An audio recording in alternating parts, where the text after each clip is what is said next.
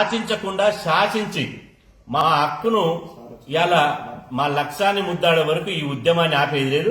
ఎన్నిసార్లైనా ఢిల్లీ కోటను ముట్టడిస్తాం, ఎన్నిసార్లైనా, ఎన్ని వందల సార్లైనా, ఎన్ని వేల సార్లైనా ప్రత్యేక రైలు కట్టుకుని కూడా ఢిల్లీ కోటను ముట్టడించమే లక్ష్యంగా మేము ముందుకు సాగుతాం.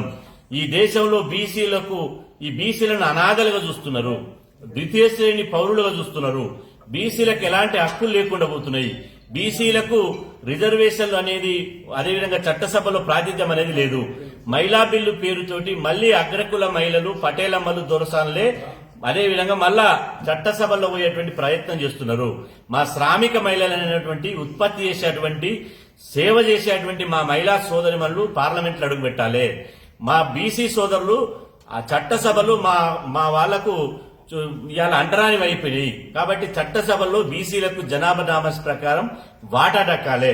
కాబట్టి మా వాటా దక్కే వరకు ఢిల్లీని వదిలిపెట్టే ప్రశ్న లేదు, రాజీ పడే ప్రశ్న లేదు. ఇటు ప్రతిపక్షాలు, అటు అధికార పక్షం రెండు కూడా ఇవాళ బీసీల గురించి పార్లమెంట్లో చర్చ జరగాలి. పార్లమెంటు ప్రత్యేకంగా బీసీల గురించి 48 గంటల పాటు సమావేశం ఏర్పాటు చేసి ఒక చర్చ పెట్టాలి. బడ్జెట్లో అన్యాయం చేస్తారు, కేంద్రంలో మంత్రిత్వ శాఖ ఉండదు.